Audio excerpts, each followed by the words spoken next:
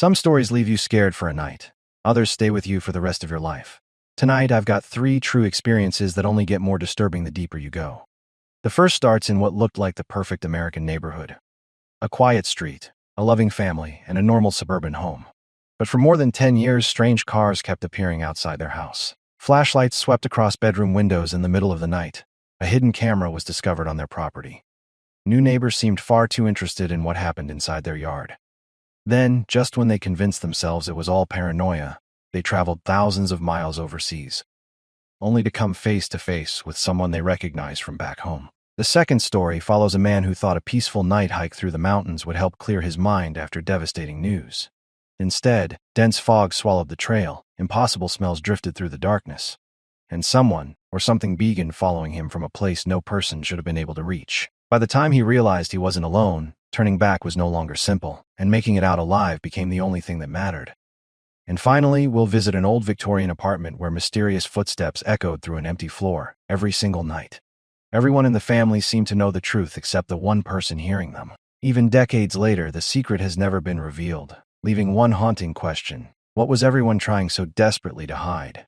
These stories aren't about ghosts, monsters, or urban legends. They're about real people who experience things they still can't explain. So turn off the lights if you dare, because once you hear these stories, you might start paying a little more attention to the strange things happening around your own home.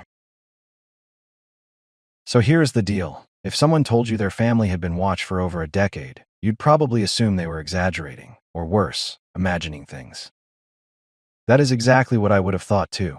But once you hear how everything unfolded, it is hard not to wonder if something much darker was happening behind the scenes. At the time all of this started, I was just a kid growing up in what most people would call the perfect suburban neighborhood. Tree-lined streets. Well, kept lawns. Families who knew each other. It was the kind of place where kids rode their bikes until sunset and nobody thought twice about leaving the front porch light on all night. Our house had 3 floors, and that detail matters. My bedroom was on the 2nd floor with a window facing the street. My dad's home office was directly above it on the 3rd floor, and it also overlooked the street. Those 2 windows would end up becoming silent witnesses to events that still don't make sense today. The first strange incident happened when I was in middle school, more than 10 years ago. I didn't understand what was going on at the time, but I remember walking downstairs one weekend morning and overhearing my parents talking in the kitchen. My dad sounded genuinely disturbed. I only caught bits and pieces of the conversation, but I heard him say, "It happened again." That single sentence stuck with me. When I asked what they were talking about, they brushed it off like it was nothing. They clearly didn't want me involved. It wasn't until a few days later that my older brother quietly filled me in on what had happened the night before. My dad worked as a lawyer, and when deadlines piled up, he'd often stay in his office until 2 or 3 in the morning. That particular night, sometime around midnight, he happened to glance out the office window and noticed a dark Chevy Suburban slowly rolling down our street. And when I say slowly, I mean unbelievably slowly, not 10 miles an hour, not even 5. According to my dad, it looked like the driver had simply taken their foot off both pedals and was letting the SUV crawl forward on its own. At first, he didn't think much of it. Maybe someone was looking for an address. Maybe they were lost. But a few minutes later, the exact same SUV came back. This time it was traveling in the opposite direction. Then, without warning, it pulled over directly across from our house and stopped. Not for a minute, not for 5 minutes. It just sat there. My dad watched the vehicle, expecting someone to step out or drive away. Neither happened. No doors opened. No lights came on. Nothing moved. Eventually, he gave up staring and returned to his paperwork, checking the window every few minutes out of curiosity. Hours passed. The SUV never moved. Around 2 in the morning, exhausted, my dad accidentally fell asleep at his desk. When he suddenly woke up around 5:30 a.m., the very first thing he did was look out the window. The SUV was still parked in the exact same spot. For a second, he honestly wondered if he was still dreaming. Just before sunrise, without any obvious reason, the vehicle finally drove away. No one ever got out. No one knocked on our door. No explanation was ever found. At the time, my parents convinced themselves it was probably nothing more than someone sleeping in their car or maybe a burglar looking for easy targets in expensive neighborhoods. It was unsettling, sure, but not enough to call the police or completely change the way we lived. Looking back now, I think that was the biggest mistake we ever made, because that mysterious SUV wasn't the end of the story. It was only the beginning. Years passed and life slowly returned to normal. The strange SUV became one of those creepy family stories that got brought up once in a while, usually followed by someone saying, it was probably nothing. Eventually, even I stopped thinking about it. Then I turned 15. I was a sophomore in high school, completely obsessed with making music. Almost every night I'd stay up in my room producing beats with headphones on while the rest of the house slept. My desk sat directly in front of the window that overlooked the street, so without even trying, I always had a clear view outside. One night, while I was focused on my computer, something caught my eye. Just a tiny flicker. It lasted less than a second. At first, I thought it was a reflection from my monitor, but then it happened again. I pulled one ear cup off my headphones and looked out the window. That is when my stomach dropped. There wasn't just one vehicle. There were at least 3. They were moving together down our street at an almost painfully slow pace, almost like they were intentionally trying not to attract attention. For a moment, I couldn't understand what I was seeing. Then another flash of light appeared. Someone inside one of the cars was holding a flashlight. They weren't using it to see the road. They were aiming it directly at the houses. The beam slowly swept across my neighbor's front yard, climbed their windows, lingered for a second, then moved on. My heart immediately started pounding. The light was coming toward our house. I froze. Every instinct told me to stay where I was and keep watching. Every survival instinct told me to disappear. The flashlight kept moving closer. It crossed our driveway. It slid across the garage door. Then it started climbing toward my bedroom window. Without thinking, I dropped to the floor beneath the windowsill. I held my breath. For 2 or 3 agonizing seconds, the beam washed across my room. Even from the floor, I could see my ceiling suddenly glow white before fading back into darkness. Whoever was outside had just shined a flashlight directly into my bedroom. I didn't move. I barely even breathed. The silence felt unbearable after what felt like forever. But was probably only 20 seconds. I slowly raised my head just enough to peek outside. The convoy was already farther down the street, still moving together, still shining flashlights into other homes. I watched them reach the end of the neighborhood before turning the corner and disappearing into the darkness. The entire street went quiet again. But my room didn't feel safe anymore. Not even close. Needless to say, I barely slept that night. The next morning, I told my parents everything I'd seen. To my surprise, they believed me immediately. Nobody laughed. Nobody suggested I'd imagined it. Instead, we all reached the same disturbing conclusion. It looked exactly like a group of criminals checking which houses might be empty, searching for an easy target.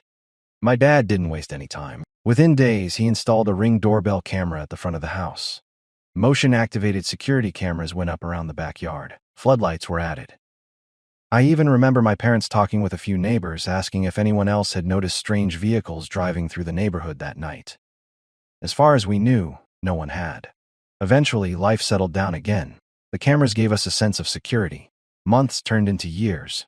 Nothing unusual happened. Or at least, that is what we thought. Because the next discovery wouldn't happen out on the street. It would be hidden much closer to home, hidden inside our own backyard. For a while, it felt like whatever had happened was finally behind us. The new security cameras became part of everyday life. After a few months, nobody really paid attention to them anymore. My parents stopped bringing up the flashlight incident, and eventually, so did I. We settled back into normal routines, convincing ourselves we'd simply been unlucky enough to witness some criminals scouting neighborhoods. Then something happened that completely shattered that illusion. A couple of years later, my dad hired a landscaping crew to do some work in our backyard. It was nothing major, just cleaning up overgrown bushes, replacing a few plants, and making the yard look nicer. One of the contractors suddenly called my dad over. At first, nobody thought much of it. We assumed he'd found an old sprinkler head or maybe a buried utility line. Instead, he was holding something between his fingers. It was a tiny camera, no larger than a standard car key. Someone had carefully tucked it deep inside one of the bushes along our back fence, in a spot where nobody would ever notice it unless they were practically crawling through the landscaping. It wasn't something that had accidentally fallen there. It had been deliberately hidden. My dad immediately examined it. The battery was completely dead. There wasn't a memory card inside. No SIM card either. That made the whole thing even stranger. If it wasn't storing video internally and it wasn't transmitting over a cellular network, then the most likely explanation was that it had been broadcasting a live video feed to someone nearby while it still had power. Someone could have been sitting in a parked vehicle somewhere close enough to receive the signal, watching our backyard in real time. That realization made everyone sick to their stomach. Who would go through the trouble of planting a hidden camera on someone else's property? More importantly, why? It wasn't aimed toward the street. It wasn't positioned to catch random foot traffic. It had been placed specifically to monitor our yard. That wasn't an accident.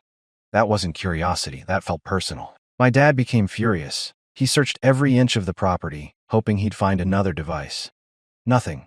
Then he spent hours reviewing months of security footage from our cameras, trying to figure out when someone could have slipped into the backyard. Unfortunately, the system only stored recordings for a limited amount of time.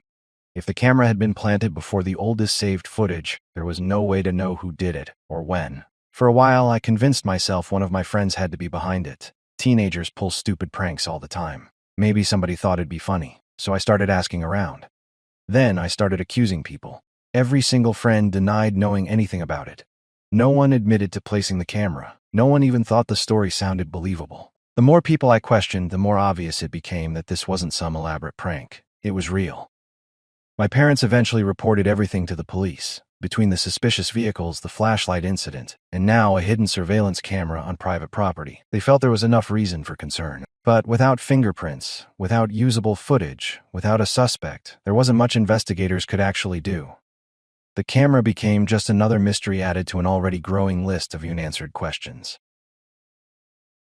Eventually, life moved forward again. Birthdays came and went. School continued, college applications replaced high school homework. The fear slowly faded into the background. It wasn't like we lived every day expecting something terrible to happen. We simply adapted. The strange events became stories we'd occasionally bring up over dinner before changing the subject. But looking back, that period of silence almost feels intentional. Like whoever had been watching us was simply waiting because the next clue wouldn't come from a suspicious car or another hidden camera. It would come from the people who had just moved into the house, right next door. And that is when the entire situation became even harder to explain. For several years after the hidden camera was discovered, nothing else happened. At least, nothing obvious. Life had a way of pushing old fears into the background. I graduated from high school, started college, and eventually stopped thinking about the possibility that someone had been targeting our family. Every now and then, I'd remember the parked SUV or the flashlight beams sweeping across my bedroom ceiling, but those memories felt distant like scenes from a bad dream. Then our next-door neighbors moved away. Their house didn't stay empty for long. Within just a few weeks, someone new had already bought it and moved in. That wasn't unusual. Our neighborhood had always been desirable. Houses rarely sat on the market for long. What stood out wasn't how quickly the home sold. It was who moved in. Instead of a family with kids, it was a young couple. They looked to be in their late 20s or early 30s. No children, no pets that I ever noticed. Just the two of them living in a house much larger than most couples would ever need. I figured maybe they were planning to start a family someday. Maybe they both worked from home. There were plenty of reasonable explanations. But after a while, I started noticing something strange. Their top-floor window overlooked part of our backyard. Every so often, usually either very early in the morning or incredibly late at night, I would catch one of them standing perfectly still at that window, not sitting standing. Just looking. At first I assumed they had a home office up there, just like my dad did. Maybe they were taking breaks and staring outside while thinking. But the more I paid attention, the less that explanation made sense. They were never seated. They never appeared to be doing anything else. They'd simply stand there, facing toward our property for long stretches of time. It wasn't every day. It wasn't constant. But it happened often enough that I couldn't ignore it now. I'll be the first to admit something. I am naturally observant. If something seems even slightly out of place, I tend to notice it. So I kept telling myself I was probably overthinking everything. After everything that had happened over the years, maybe I was just seeing patterns that weren't really there. Maybe they were looking at the trees. Maybe they liked watching the sunrise. Maybe they weren't even looking at our yard. I tried to let it go. Then one evening, everything changed again. I was out walking my dog around the neighborhood after dark. As I passed their house, I glanced through their large bay window. The couple was sitting at their kitchen table, but this time, they weren't alone. There was a third person with them. He immediately stood out. The man was completely bald, broad-shouldered, extremely muscular, and he had the thickest eyebrows I'd ever seen on anyone. His appearance was so distinctive that I remember thinking I'd recognize him anywhere. The three of them were simply talking over coffee or maybe drinks. Nothing about the conversation itself seemed unusual. Then something happened that gave me chills. Without looking directly at me, without anyone pointing me out, the woman suddenly stood up, walked calmly to the front window, and pulled the curtain shut, not halfway. Completely. It happened so naturally that it almost felt rehearsed. None of them ever looked outside. None of them acknowledged my presence. Yet somehow, I couldn't shake the feeling that they knew I had been watching them. It sounds ridiculous. I know it does. But that is exactly how it felt. I continued walking my dog, trying to convince myself I was reading too much into an ordinary moment. People close their curtains every night. People have guests over. None of that is suspicious on its own. Still, I never forgot that man's face. Not because he frightened me, but because something about him felt unforgettable at the time. I had no idea why. Years would pass before I'd see him again. And when I did, it wouldn't be in my neighborhood. It wouldn't even be in the same country. The next time our eyes met would be thousands of miles away, in a crowded bar in Paris. By the time the next chapter of this story unfolded, I was 22 years old. I had just graduated from college, and life finally felt like it was moving in the right direction. Looking back at all the strange things that had happened over the years, I'd mostly convinced myself they were isolated incidents. Creepy, absolutely. Connected, I wasn't so sure anymore. Then my family planned a trip to Paris. It was supposed to be one of the happiest vacations we'd ever taken. My older brother had been dating his girlfriend for years, and everyone quietly expected that he was going to propose during the trip. Her family came along too, so the whole vacation had this exciting celebratory atmosphere from the moment we landed. For the first few days, everything was exactly what you'd expect. We wandered through the city, visited famous landmarks, took way too many pictures, ate incredible food. For the first time in a long while, none of the strange events from back home even crossed my mind. Then one evening, we stopped at a small bar. Everyone was there. My parents, my brother, his girlfriend, her parents, and me. We squeezed into a booth, ordered drinks, and spent the night laughing and talking about everything except real life.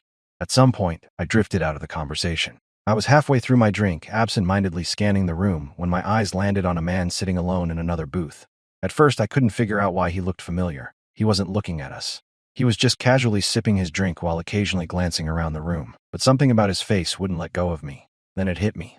Like someone flipping on a light switch, the bald man, the visitor I'd seen sitting with our next-door neighbors years earlier. The same broad shoulders, the same unmistakably thick eyebrows, the exact same face. Every hair on my arm stood up. Number. I actually remember thinking that. No way, it couldn't be him.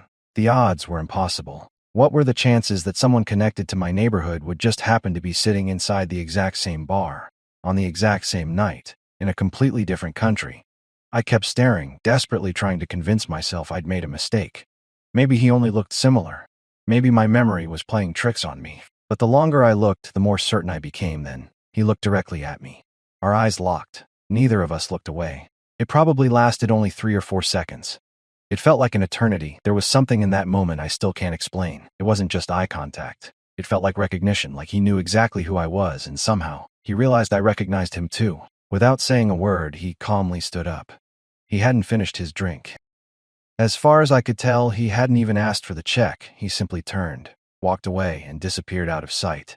My heart immediately started racing. I apologized to everyone at the table and hurried after him. I searched outside, checked nearby streets, looked inside neighboring businesses. Nothing. It was as if he'd vanished. Eventually, I returned to the table pretending everything was fine. Inside, though, I was falling apart. For the rest of the evening, I barely heard a single conversation. I kept replaying the moment over and over in my head. Maybe it really was just an unbelievable coincidence. As unlikely as it seemed, that explanation was still easier to accept than the alternative. Because the alternative meant someone connected to years of unexplained surveillance back home had somehow crossed paths with us halfway around the world. I desperately wanted to believe it was random. I truly did.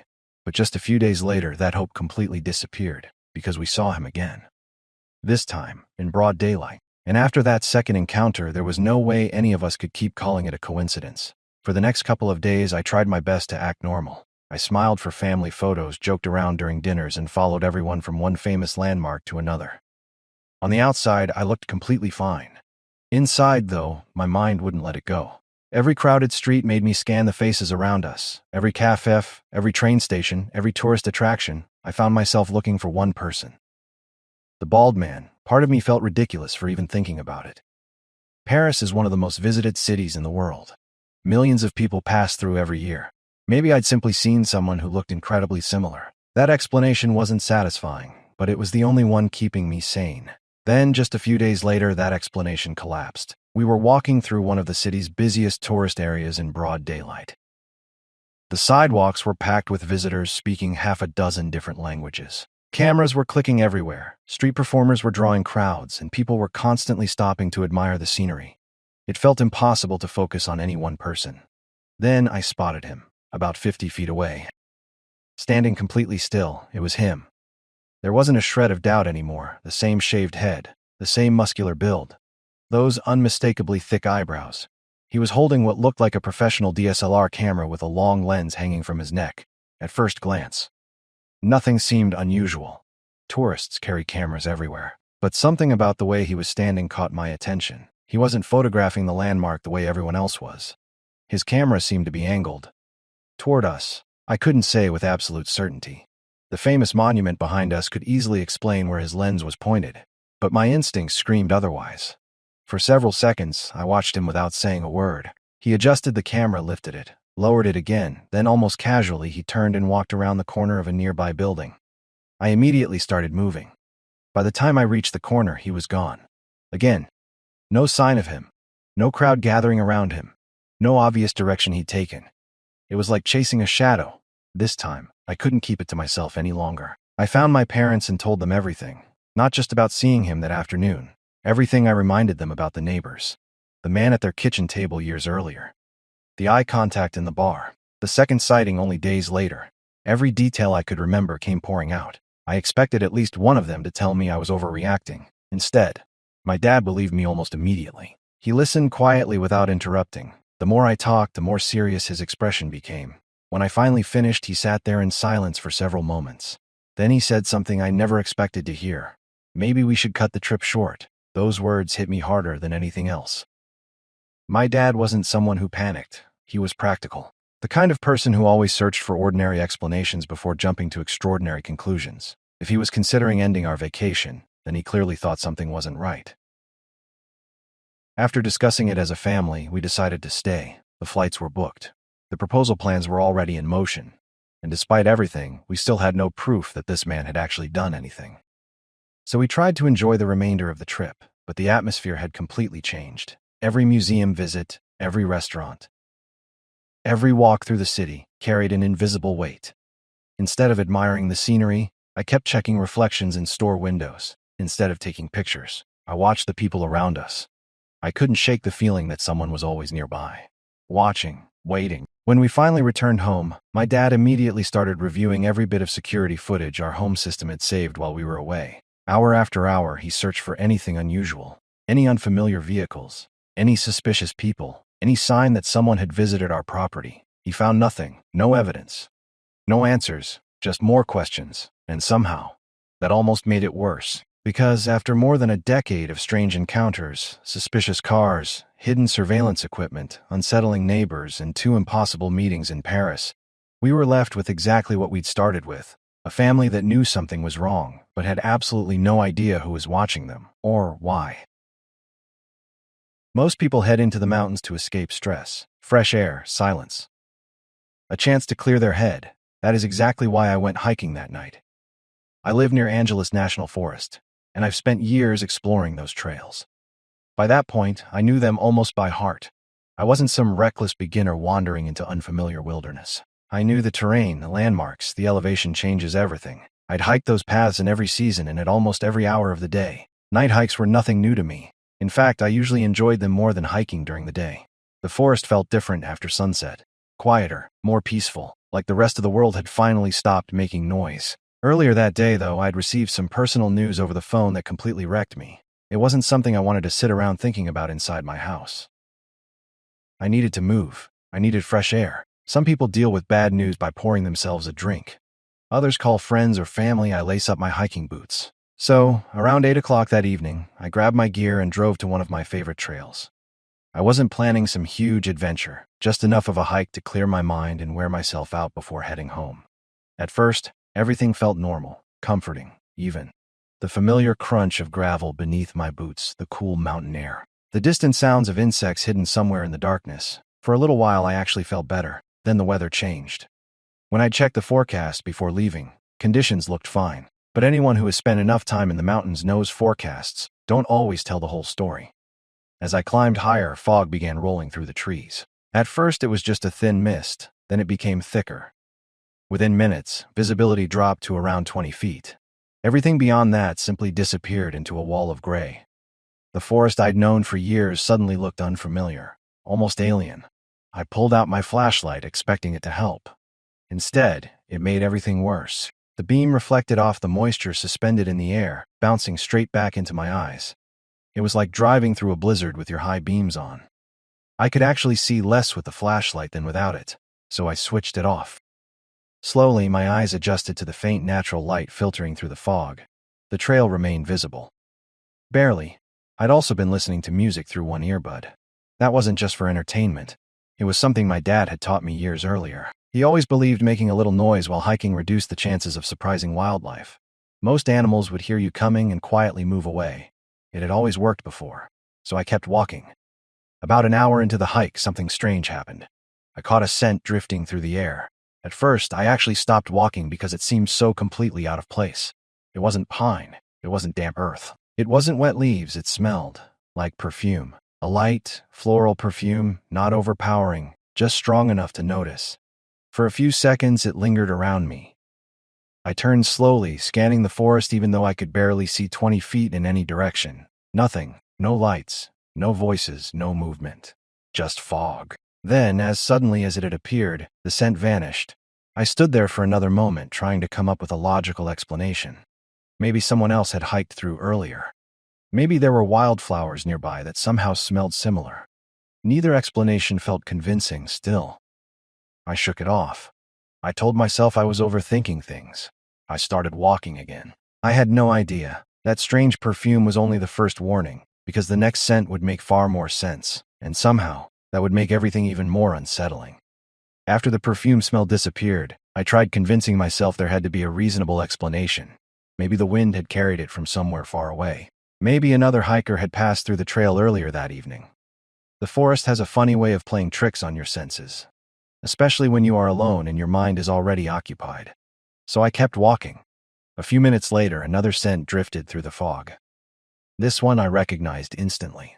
Smoke, not cigarette smoke. Campfire smoke. That immediately seemed more believable. People camp in the Angeles National Forest all the time. I figured there had to be a campsite somewhere off in the distance, hidden by the thick fog.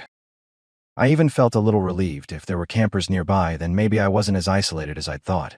But just as quickly as the smell appeared, it disappeared.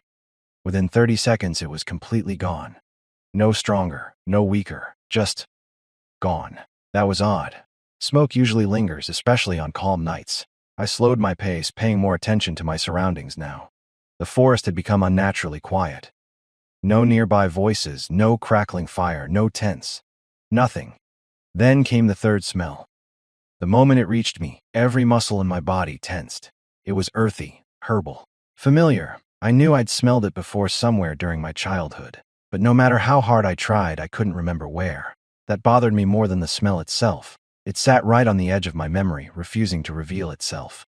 The harder I tried to identify it, the more uncomfortable I became. By then, I probably should have turned around. Looking back, that is exactly what I should have done. Instead, I kept hiking.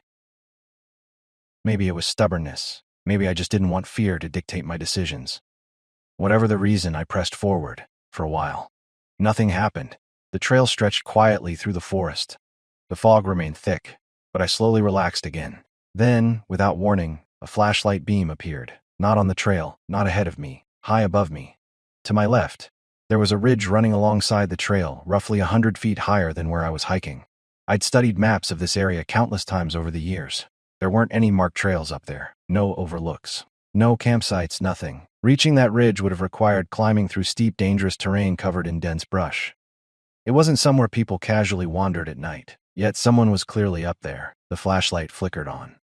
The beam swept across part of the ridge, then it clicked off. A few seconds later, it came back on somewhere farther down. Again, it slowly scanned the terrain before disappearing. Whoever was holding that flashlight wasn't walking normally. It almost looked like they were searching for something.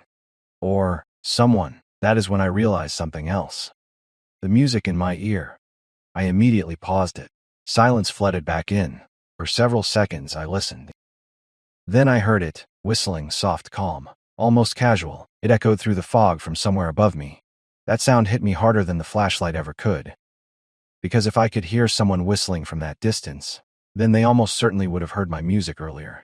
which meant, whoever they were, they probably already knew exactly where I was. Every instinct told me to turn around, go back, leave immediately.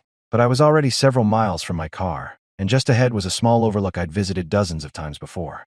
I convinced myself I'd stop there for a minute, collect my thoughts, and then decide whether to head back.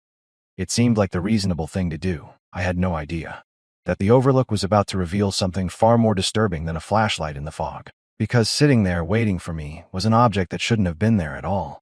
By the time I reached the overlook, my nerves were already shot. The flashlight on the ridge, the unexplained whistling, those strange scents drifting through the fog, none of it made any sense, but I kept telling myself there had to be a logical explanation. I just needed a minute to clear my head. The overlook was a place I'd stopped at dozens of times over the years. It was a quiet little spot with a flat rock near the edge where hikers sometimes sat to take in the view. Except that night, there was no view. The fog had swallowed everything. As I stepped closer to the rock, something immediately caught my attention. Sitting right in the middle of it was a small stone sculpture. I froze. It wasn't a random pile of rocks left by nature. Someone had carefully arranged it, balanced it, deliberately placed it there. The moment I saw it, my stomach tightened. I knew it didn't belong. I'd visited that overlook enough times to know exactly what was usually there, and this wasn't it. I don't know why that sculpture frightened me as much as it did. Maybe it was because it was proof that someone had been there recently.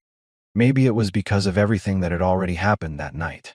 Whatever the reason, it completely changed my mindset. I didn't sit down. I didn't take a break. I decided right then and there that I was leaving. Immediately. I turned around and started walking back the way I'd come. I'd only taken a few steps when it happened. Footsteps, fast ones, charging straight toward me. There was no mistaking the sound. Heavy, rapid, human. They weren't echoing. They weren't distant. They were coming directly at me. My brain barely had time to process what I was hearing. The sound closed the distance unbelievably fast. Running wasn't even an option anymore. Whoever it was had almost reached me before I could react. Every instinct screamed that I was about to be attacked, so I planted my feet, raised my hands, and braced for impact. The footsteps got closer, then silence. Absolute silence. They stopped, right in front of me. Not 10 feet away. Not 20. It sounded like whoever had been running at full speed had stopped almost within arm's reach. I stared into the wall of fog. Nothing. No silhouette. No movement. No breathing. No voice. Just empty gray air. The silence became almost unbearable. My mind raced through every possible explanation. Had they ducked behind a tree? Were they standing perfectly still? How could someone stop that close without making another sound? Even stranger, if I couldn't see them through the fog, how had they known exactly where I was? I slowly reached into my pocket and pulled out the switchblade I always carried while hiking. It wasn't because I wanted a fight. It was because I suddenly realized I might not have a choice. I stood there gripping the knife, listening with every ounce of concentration I had. Nothing. Not a single sound. No footsteps moving away, no branches snapping, no whispering. It was as if the person had simply vanished. Several long seconds passed, maybe even a full minute. I honestly couldn't tell anymore. Time felt completely distorted. Finally, I accepted one terrifying reality. The only trail leading back to my car was the same trail those footsteps had come from. There wasn't another route. If I wanted to get out of that forest, I had to walk directly toward whatever had just sprinted at me through the fog. And that was the moment I realized the hike was over. Now, it was about survival.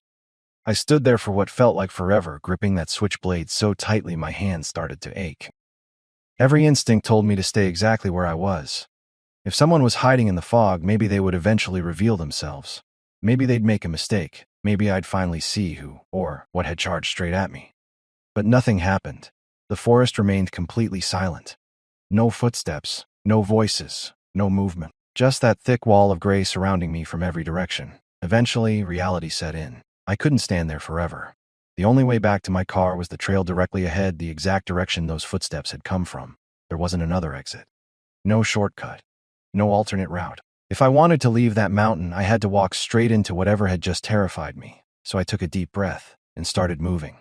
Every step felt wrong. My eyes constantly searched through the fog, expecting someone to suddenly appear just a few feet away. The visibility was so poor that anything standing 20 feet ahead would have been almost impossible to see. That thought alone made my pulse race. I walked slowly at first, listening more than looking. Nothing. No sounds, no flashlight anymore. No whistling from the ridge. It almost felt like the forest itself had gone completely still. After several minutes, I began wondering if maybe whoever had charged toward me had somehow slipped away while I was frozen in place. It didn't seem possible. I hadn't heard anyone leave, but I couldn't come up with another explanation. Then, I heard it. One extra footstep, not mine, just behind me. I stopped walking. The sound stopped too. I turned around immediately. Nothing. Only fog. I told myself it had probably been an echo. The trail was uneven. Maybe I'd imagined it. I started walking again. A few moments later, another step again, just one, perfectly matching my pace. I spun around so fast I nearly lost my balance. Still nothing. The fog hid everything. I kept moving. Every couple of minutes I'd hear another faint step that didn't seem to belong to me. Never enough to pinpoint a location. Never enough to prove someone was really there. Just enough to convince me I wasn't alone. It felt like something was staying just outside my vision, following, waiting. That mile back toward the trailhead became the longest mile of my life. Every shadow looked human. Every tree seemed ready to move. The silence itself became oppressive. I couldn't stop imagining someone walking behind me with the same rhythm as my footsteps, carefully staying hidden inside the fog. Then everything exploded. A massive crash erupted somewhere behind me. Bushes shook violently. Branches snapped with incredible force. Whatever had caused it wasn't small. The sound was so sudden and so loud that I physically jumped. Before I even realized what I was doing, I shouted. It wasn't brave. It wasn't intentional. It was pure panic. I whipped around toward the noise. Nothing. Again, nothing but fog. That was the moment every ounce of self-control disappeared. Up until then, I'd been trying to stay calm. Trying to think logically. Trying to convince myself there had to be a reasonable explanation now. I genuinely believed I might die out there. Without thinking another second, I turned and ran. Not a cautious jog. Not a fast walk. I sprinted as hard as I possibly could. The trail blurred beneath my feet. My lungs burned almost immediately. My backpack bounced violently with every stride. Branches whipped against my arms as I flew down the path. And the entire time, I heard crashing behind me. Heavy crashing. Something was forcing its way through the brush, keeping pace. Following me, I never looked back. I didn't care what it was. I didn't want to know. My only goal was reaching the parking lot. When my car finally came into view through the darkness, it felt unreal. I practically threw myself inside, slammed the door shut, locked every lock, and just sat there gasping for air. For several minutes, I couldn't even start the engine. I just stared through the windshield into the darkness, waiting to see if anything would emerge from the trees. Nothing ever did. I eventually drove home, but I wasn't the same after that night. For months, I couldn't bring myself to hike again. Not because I'd suddenly become afraid of the wilderness, but because I knew deep down that whatever happened out there didn't fit any explanation I could come up with. I still hike today, but I never hike alone at night anymore. And to this day, I have no idea who or what was waiting for me in that fog. This happened nearly 20 years ago, but I can still picture that house as clearly as if I'd walked through its front door yesterday. I was 15 years old, right in the middle of one of the hardest periods of my life. My parents were going through an ugly divorce. Not the quiet kind where people simply drift apart. This was constant arguing, lawyers, court dates, and enough tension that even being in the same house felt exhausting. My mom eventually decided it would be better if I stayed somewhere else for a few weeks while everything was being sorted out. So she sent me to live with my great-aunt Lucy in upstate Vermont. I barely knew Aunt Lucy. I'd met her a handful of times growing up, but we weren't close. Needless to say, I wasn't exactly thrilled about spending part of my summer with an elderly relative I'd hardly spoken to. Still, I didn't have much choice. When I arrived, the first thing that caught my attention wasn't Aunt Lucy. It was the house. It was enormous. An old Victorian mansion that looked like it belonged in a movie. Tall windows stretched almost from floor to ceiling. Original hardwood floors creaked beneath every step. Intricate crown molding framed every doorway. Wide staircases curved through the center of the building. Even the smell of the place felt old, carrying that unmistakable scent of polished wood and history. Years earlier, the mansion had been converted into apartments. Aunt Lucy owned the entire building. She lived alone in the spacious first-floor apartment while renting out the second and third floors to tenants. It seemed like a perfect arrangement. Or at least, that is what I thought at first. Almost immediately, I noticed something strange about Aunt Lucy's behavior. She avoided certain parts of her own apartment. The biggest example was her bedroom. She had an incredible master bedroom with beautiful antique furniture. massive windows, and more space than most studio apartments. Yet she never slept there. Instead, every night she slept in a tiny den just off the living room. At first, I assumed the bedroom was being renovated. Or maybe she simply liked the den. Eventually, curiosity got the better of me. One afternoon, I casually asked why she didn't sleep in the master bedroom. Without even looking up, she answered, "It gets too much morning sunlight." The explanation sounded odd. Those heavy curtains could block almost every bit of daylight if she wanted them to, trying to lighten the mood. I joked, "Then can I sleep in there?" The moment those words left my mouth, she looked up. The expression on her face instantly made me regret asking. She didn't yell, she didn't explain. She simply stared at me with a cold, disapproving look that made it very clear the conversation was over. Back then, you didn't keep pushing adults after they shut something down, especially not relatives like Aunt Lucy, so I apologized and dropped it. Still, that reaction stayed with me. Over the next several nights, another strange thing started happening. Every night, usually after midnight, I'd hear footsteps coming from the apartment directly above us. Not random noises, not old pipes, not creaking floorboards. Actual footsteps, slow, steady, methodical. They'd walk from one end of the apartment all the way to the other, then turn around and walk back again, over and over and over. It sounded less like someone living their normal life and more like someone pacing, almost as if they were trapped in thought or waiting for something. At first, I didn't think much about it. Apartment buildings are noisy. People work night shifts. People stay up late. I assumed one of the tenants simply had a strange schedule. Night after night, though.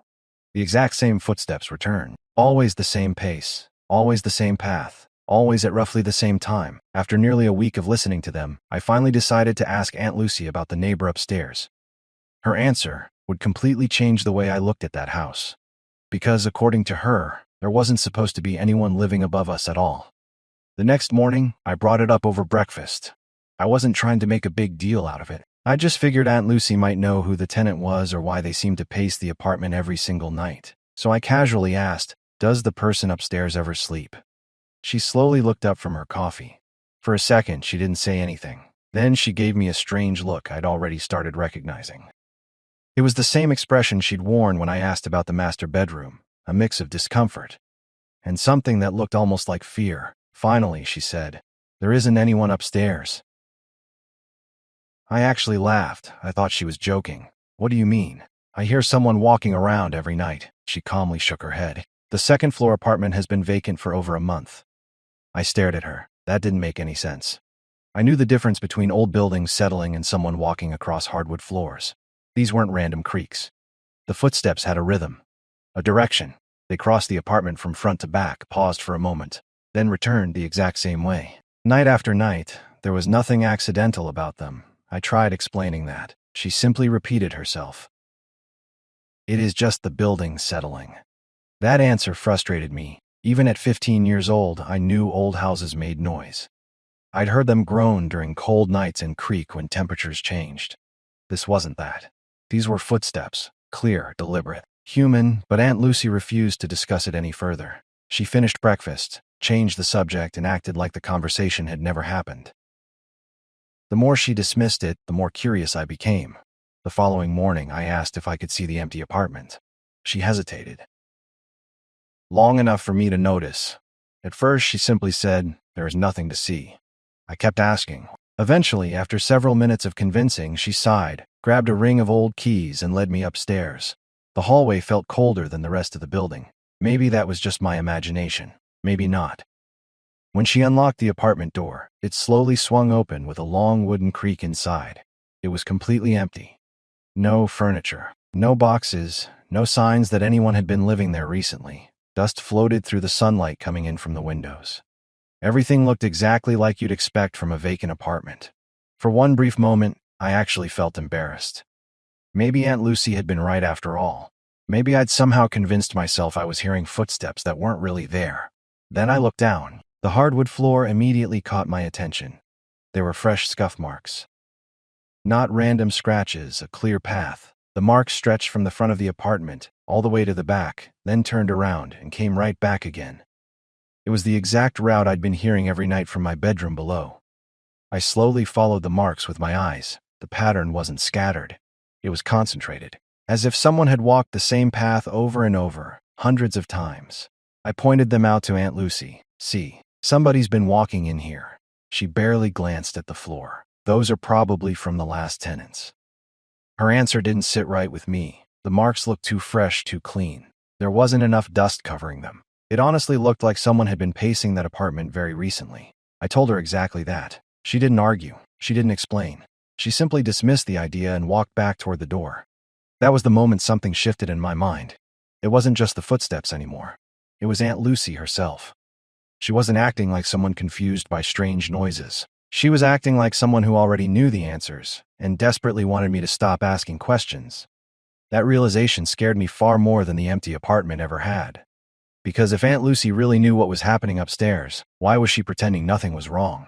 And what exactly was she trying so hard to protect?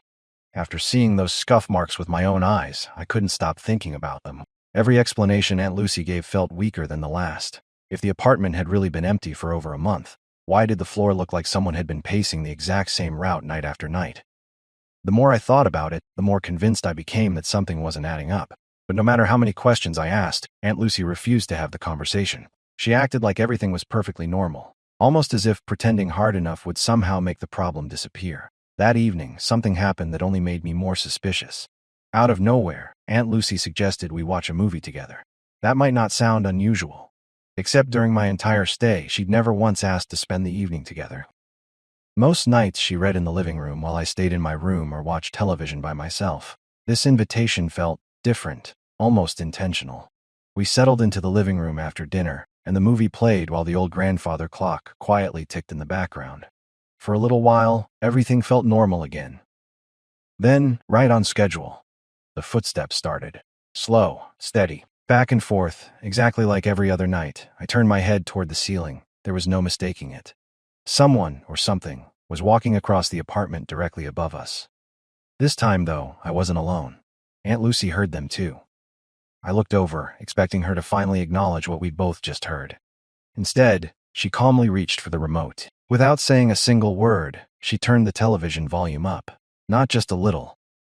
Enough to drown out the sound from upstairs. She never looked at the ceiling.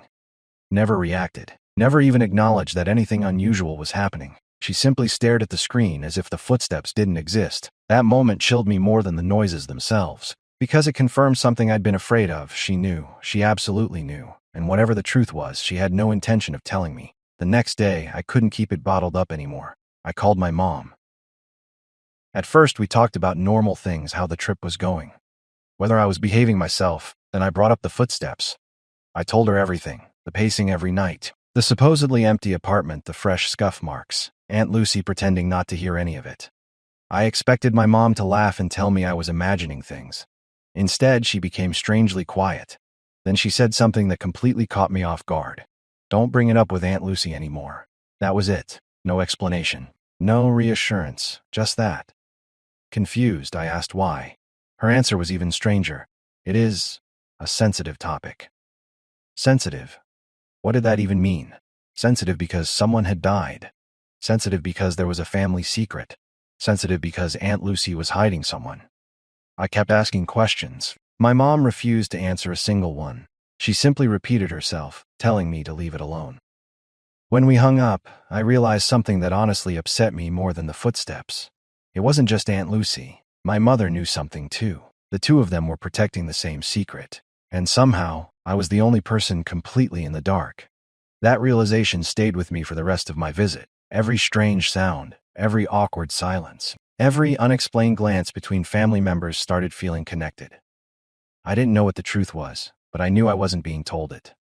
Then, just a few nights before I was supposed to leave Vermont, I woke up in the middle of the night, and what I saw near the staircase convinced me. Someone really was upstairs. Only a few days remained before I was supposed to go home. By then, I'd stopped asking questions, not because I wasn't curious anymore, because it had become obvious that no one was ever going to answer them. Every time I mentioned the footsteps, the conversation ended. Every time I brought up the apartment, someone changed the subject. So I kept my thoughts to myself and counted down the days until I could leave. Then, one night, I woke up around 2 in the morning. The house was completely silent. At least, it was at first. Still half asleep, I got out of bed and walked down the hallway to use the bathroom. When I finished and started heading back to my room, I happened to glance toward the staircase leading to the second floor. Something immediately caught my eye. The door at the bottom of the stairs wasn't fully closed. It was cracked open just a few inches. I was almost certain it had been shut before everyone went to bed. Then I noticed something else. A faint light. It wasn't bright enough to illuminate the hallway. It was just a soft glow moving somewhere upstairs. For a second, it looked almost like someone was walking through the apartment with a flashlight. The light drifted slowly across one wall, disappeared, then appeared again a few seconds later. I stood completely still, listening, watching, waiting to hear footsteps, waiting to see someone come downstairs. Nothing happened. Every instinct told me to investigate. I was 15, curious, and convinced I'd finally catch whoever had been making those noises every night. But another part of me, the smarter part, wanted absolutely nothing to do with whatever was happening upstairs. I turned around, walked straight back to my room, locked the door, and stayed awake until morning. For the first time during my entire visit, I didn't want answers anymore. I just wanted to leave. A few days later, my mom picked me up, and I never spent another night in Aunt Lucy's house. Even after I got home, though, the mystery followed me. I asked my mom about it several more times. Every single time, she refused to explain. Eventually, the arguments became so frequent that they created a permanent crack in our relationship. It wasn't just the secret itself. It was the fact that she knowingly let me stay in that house while refusing to tell me what she believed was happening there. Years passed. Life moved on. Then one day, I heard some unexpected news through a cousin. Aunt Lucy had sold the building. She'd packed up, left Vermont, and moved to Florida. That alone wasn't especially strange. What came next was, according to my cousin, there had been an incident in that second-floor apartment years before I ever visited. Someone had died there under circumstances that were never fully explained. The family had supposedly worked very hard to keep the details quiet. Apparently, it all happened around the same time Aunt Lucy inherited the building. Whether those two events were connected, no one would say. To this day, I honestly don't believe in ghosts. I am not saying that to sound skeptical or dismissive. I just don't think ghost is the best explanation for things we don't understand. I've spent years trying to come up with something more rational. Maybe Aunt Lucy was secretly sheltering someone. Maybe someone had been living upstairs without anyone knowing. Maybe she was protecting a relative who couldn't be discovered. Maybe someone had been blackmailing her. Or maybe the story my cousin heard was nothing more than decades old family gossip. I honestly don't know. And that is the part that still bothers me. Not the footsteps. Not the moving light. Not even the mysterious apartment. It is the silence. Because someone in my family knows exactly what happened in that building. Aunt Lucy knew. My mother knew. Maybe others knew too. But whatever the truth was, they chose to carry it with them. And sometimes I wonder if that is even more unsettling than the mystery itself. Some questions don't haunt you because they're terrifying. They haunt you because no matter how many years pass, you'll never know the answer.